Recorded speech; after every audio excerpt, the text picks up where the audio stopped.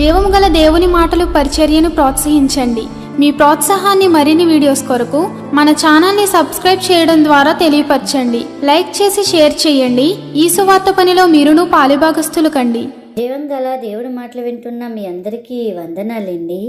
జీవం గల దేవుడి మాటలు ఈరోజు మీతోని నాతోని ఏం మాట్లాడుతున్నారో ఎందామా? మరి ప్రియా దేవుడి సంఘస్థులారా, ఈరోజు వాక్యాంశము ఉన్నదే సరిపోతుంది. హల్లెలూయా.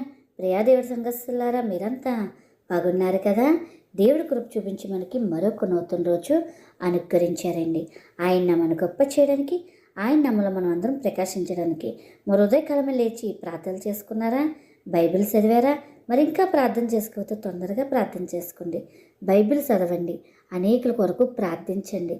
మరి ఇప్పుడు ఎంతోమంది మరి ప్రయాణాలు చేస్తున్నారు, వారి కోసం అంతే కదండి. ఆర్థిక సమస్యల కొరకు, అనారోగ్య సమస్యలు, ఇప్పుడు పరిచర్యకి ఎంతగానో ఆటంకపరుస్తూ ఉంటున్నారు. మరి ఎక్కడ ఆటంకపరుస్తున్నారు అక్కడ స్థిరమైన సువార్తలు జరగాలని, సేవకులకి దేవుడు కాపుదలు ఉండాలని, దేవుడి ఆత్మతో అన్ని మూలలా పరిచర్య జరగాలని మీరు ప్రార్థనలు చేయండి. వారి కొరకు ప్రార్థనలు చేయండి. మీ కొరకు నేను ప్రార్థిస్తున్నానండి. అలాగే ఈ దినము జీవం గల దేవుడి మాటలో ఏం మాట్లాడుతున్నారో మొదటి నుంచి చివరి వరకు విందాం. ఆ రీతిగా మన హృదయాలు సరిచేసుకుని ప్రభు రాకకే సిద్ధపడదాం. ఈరోజు వాక్య భాగం నిర్భాకాండము 4వ అధ్యాయం 1-2 వచనాలైన. అందుకు మోసే, చిత్తగించుము, నా మాట వారు నమ్మరు, వారు నన్ను నమ్మరు, యెహోవా నీకు ప్రత్యక్షం అవ్వలేదని అని ఉత్తరం ఇవ్వగా, అప్పుడు నీ చేతిలో ఉన్నది ఏమిటి అని దేవుడు మోసేని అడుగును. అయితే నీ చేతిలో ఏమున్నది నేను అడిగితే, నా చేతిలో కర్ర ఉంది అని చెప్పారు. హల్లెలూయా. ప్రియా దేవుడి సంఘస్థులారా, ఈ దినం పరిశుద్ధాత్మ ద్వారాగా ప్రభు మనకి ఇక్కడ తెలియజేసిన మాటలు ఏంటంటే, మనకి టైటిల్ ఏంటండి? ఉన్నదే చాలు.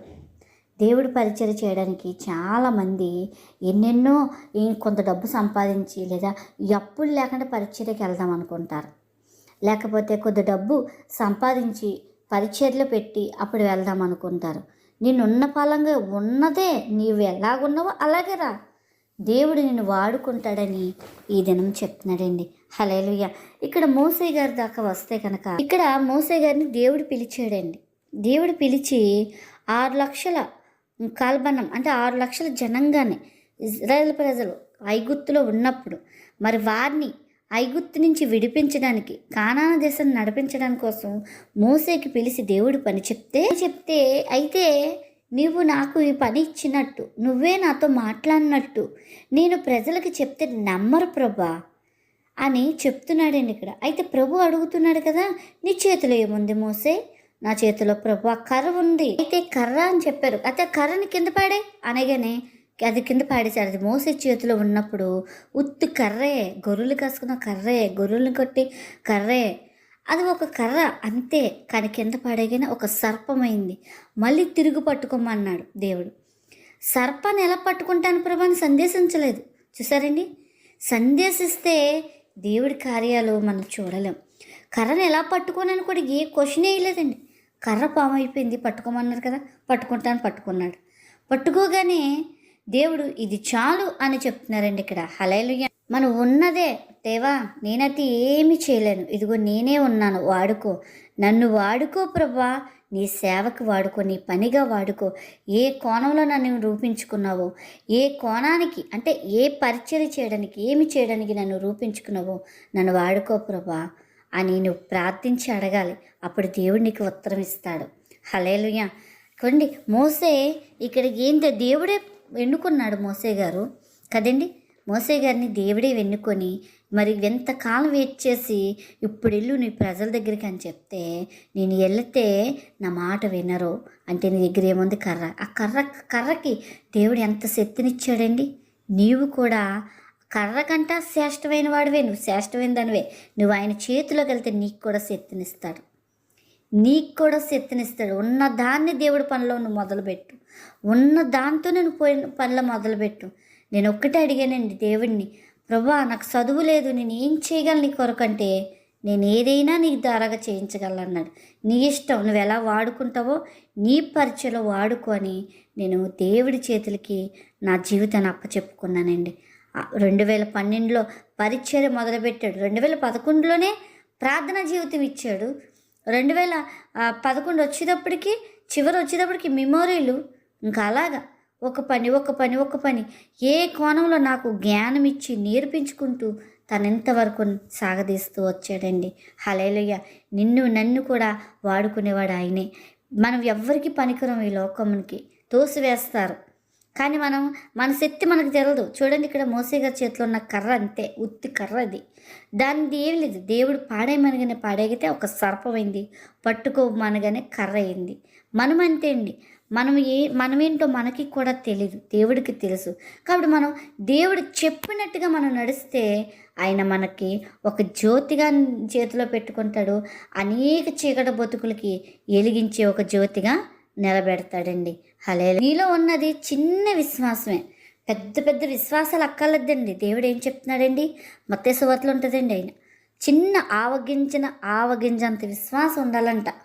ఆవగింజను పోలిన విశ్వాసం కలిగి ఉంటే చాలు. ఈ కొండెళ్ళి మీరు సముద్రంలో పడేమని పడుతుంది. లోక సువార్తలో కూడా ఉంటుందండి ఈ మాట ఏంటి? విశ్వాసం చూడండి, పాడేమంటే పాడేశాడు, పట్టుకోమంటే పట్టుకున్నాడు. విశ్వాసాన్ని ఉపాయించాడు. అక్కడ ఫస్ట్ నమ్మాడు, విశ్వాసాన్ని కనపరిచాడు, విశ్వాసంతో మళ్ళీ పట్టుకున్నాడండి. హల్లెలూయా. చిన్నదే, అంత చిన్నది.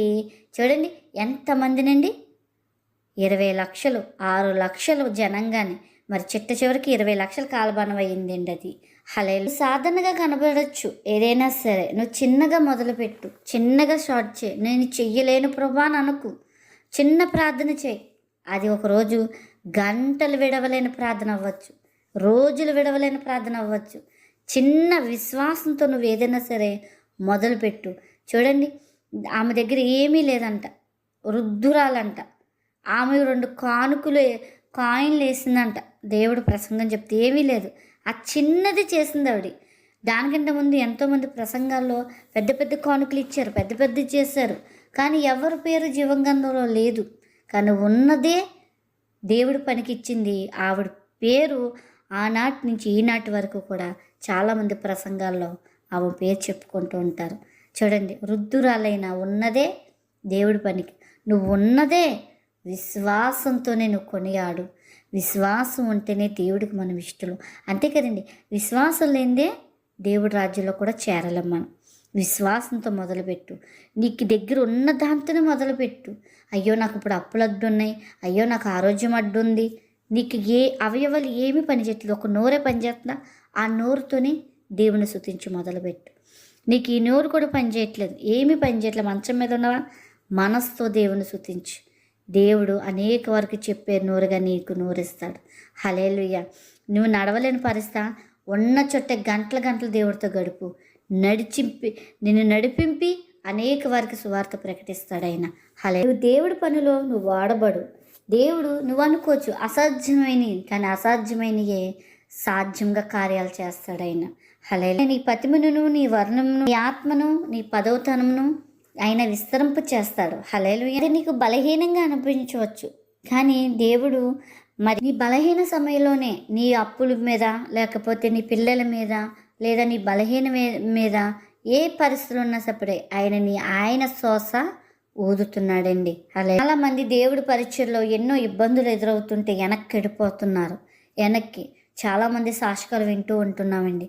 ఎన్ని పరిస్థితులు వచ్చినా ఎవరేమనుకుంటారు, వీరు వారి కోసం కాదు, దేవుడి కొరకు విశ్వాసంతో ముందుకు సాగిపోవాలండి. ఇప్పుడు ఈ సమయాలు మనకి విశ్వాసంతో ముందుకెళ్ళే సమయాలు తప్ప విశ్వాసాన్ని సల్లగిలిపోయి దిగజారిపోయే సమయాలకు మాత్రం కాదండి. ఎందుకంటే మనం ముందుకు వెళ్ళిపోయే సమయం ఇది. దేవుడు అక్కడ అతి సమీపంగా ఉంది. ఏమో మనం సజీవులుగానే ఆయన రాకల్లో ఎదుర్కొంటామేమో. ఆమేన్. వందనాలండి ఏంటి. ఆ దేవుడు రాకడ మనం ఇలా సజీవులుగా ఎదుర్కొంటే అంతకంటే ఇంకేముందండి. కాబట్టి మనం ముందుకు సాగిపోవాలి విశ్వాసంతో. దేవుడి కాడిని వెతుకుంటూ ముందుకు సాగిపోవాలి. ఎన్ని ఇబ్బందులు రాని, ఎలాంటి రాని ముందుకు సాగిపోతేనే దేవుడి చిత్తం మనలో నెరవేరుతుంది. మనం విశ్వాసంతో కర్ర ఎలాగైతే పాడేగా పాము అయిపోయిందో, నువ్వు ఉన్నతినే ఆయనకు అర్పించుకొని ముందుకు సాగిపో. నేను ఏమంటారు, ఆయన పనిలో నేను వాడుకుని ఒక సాధనగా, ఒక గొప్ప పాత్రగా నిన్ను నిలబెట్టుకుంటాడండి. అది ఆయన నిలబెట్టుకున్న పాత్ర మనం చిన్న చిన్నగా అనుకోవచ్చు, కానీ ఆయన ఊహకు అందవండి. ఆయన ఆకాశానికి, ఆయన మన పట్ల ఉన్న ఊహలు అందవండి. అంత గొప్పగా నిన్ను నిలబెట్టబోతున్నాడు. ఈ మాటలు వింటుంది ప్రియ సహోదరా సహోదరాల, దేవుడి పరిచర్య చేయడానికి ఏ కోణంలో నువ్వు చేయాలనుకున్న ఏదైనా సరే ముందుకొచ్చి నువ్వు నిలబడు. దేవుడు నిన్ను గొప్ప సాక్షిగా నిలబెట్టుకుంటాడు. విశ్వాసంతో మొదలుపెట్టు. నువ్వు సాగిపో, తగ్గుకు, వెనక్కి చెరక్కు, ముందుకు సాగిపో. ఆ రీతిగా నీ హృదయాన్ని సిద్ధపరచుకో. అటు కృపా ధన్యత ప్రభు మనందరికీ దినము అనుగ్రహించునుగాక. ఆమె